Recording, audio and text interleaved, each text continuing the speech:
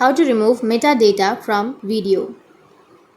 So if you want to remove metadata from your videos, then first check your internet connection. Once you have a stable internet connection, you just need to open up your browser, any browser that you are comfortable with.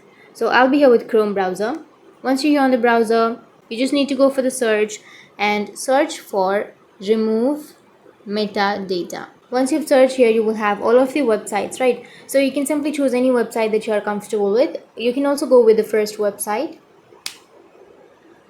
And once you're here, you need to simply choose a file or drag the file here. So tap on choose a file, and from here you can simply enter it from your media picker, which is your albums or your gallery, or you can also go with your recorder or camera. You can take a video or a photo right now.